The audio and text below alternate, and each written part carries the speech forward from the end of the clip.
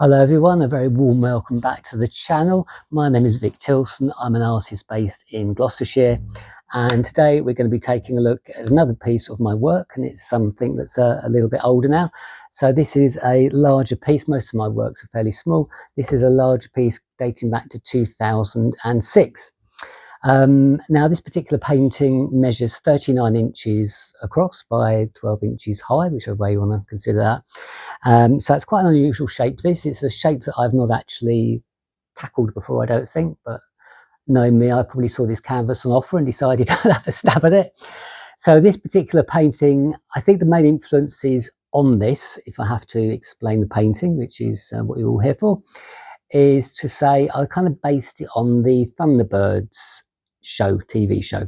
I'm a 60s child, and so cracking on a bit, and one of the shows that I really loved in my childhood was Gerry Anderson's Thunderbirds, and some of the kind of flying machines and planes and whatnot that were on that, and the shapes that they made them of.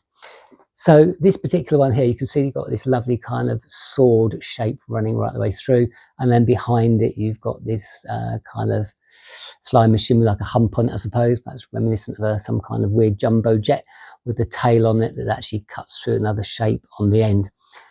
The shape on the end, I think, is very reminiscent of Thunderbirds, to be exact, because they've used this kind of the yellow and the black there that you see. They've used that shape quite a lot, and here I've kind of exaggerated it with the shape underneath with the red and the black to give it almost like a kind of a vapor trail or kind of some impact. The background on this painting is quite clean. I would say it's kind of a minty white on this particular part, and then because we go to the other part, which is quite dark brown, and the brown on that it's got elements of darker tones as well. I've up to this point I was generally doing just kind of blanket painting, if you like, with not much kind of depth, but in this brown you can actually see that I have added some deeper tones to it. The end bits, I've tried to make it more sort of 3D, as though the object is actually piercing these, if I can try and get the light right. And again, even though it's red on brown, I have kind of picked it out with the blue on the edges. And as I've said in other videos, blue and red works particularly well if you get it right, because it does give it a 3D effect. It's a little trick with the old optical nerves on the eyes. Going back to the 3D cinema days when you had one lens red and one lens blue, if I can say that. The actual painting itself, the blue part here, like the big blue sword bit as I'd call it, this is quite smooth. This hasn't got any texture. It's painted on very wet, and then basically you just have to kind of control where the paint runs, but it does give you a nice smooth finish to it, so there's no brush marks or anything like that. Where the opposite end of the painting, this end here, has got a texture. So again, it's an element in my work you'll often see kind of opposites. You'll see textured, non-textured, and that runs the same thing with the kind of colours. I like to kind of mirror image things. So the design of this painting, so I'd started it in 2006. And it sat on my bedroom, against my bedroom wall for about 4 years. I think I'd actually mapped out the design. I'm not actually too sure, but like all things with artists, even though it's abstract, you'll find elements of a painting will actually kind of reflect what's happening in your life. And I think this is a case in point, really, where it probably started off quite a smooth painting, but then I kind of added this kind of jagged bit here. I was going through not a very nice period in my life, actually, with a split up and a change of home and lots of other things happening all at once. And I think I added that in that point. So I guess you could say that kind of represents a cut, a kind of at the end of a flow, basically, an unexpected end of the flow of a shape. And I guess that's the same in life, really. You never know quite what's around the corner. So you'll often find things like that will show up in my paintings, actually. There's no easy key to kind of decipher it, but that's the way it kind of works usually with paintings, of mine anyway.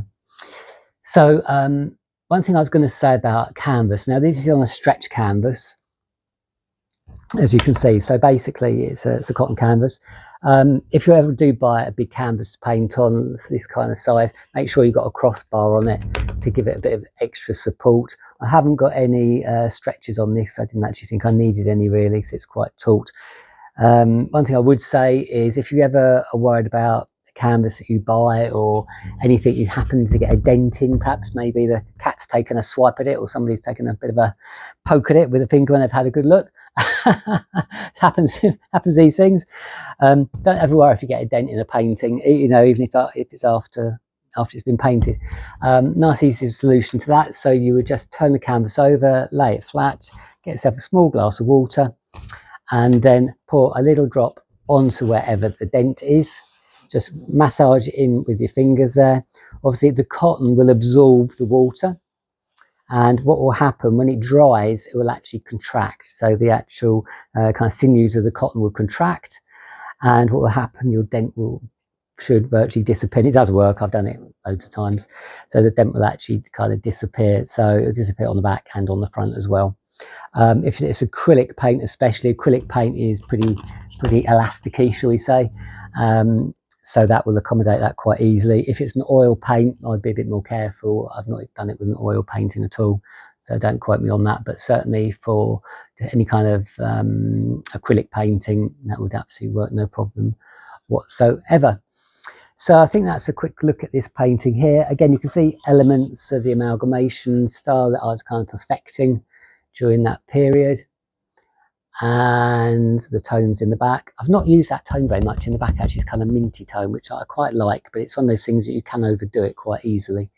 So it's something you kind of got to be quite careful of. But I hope it gives you a good idea of something else that I've done. I will be showing you more works as usual as we go through the series. So at this point, I'll thank you for your attention. Thank you for your time if you've made it to this far in the video. If you just enjoyed the first 30 seconds, that's absolutely fine too. You probably saw what you needed to see. But I do endeavour to explain the work as best I can, just to kind of dissect it for you and give you a bit of a heads up what you're actually looking at. So if you'd like to consider subscribing to the channel, that would be absolutely super. So I'd be really appreciative if you could do that. But obviously it's entirely up to you. A good old thumbs up would be quite handy as well, because that always helps the channel as well.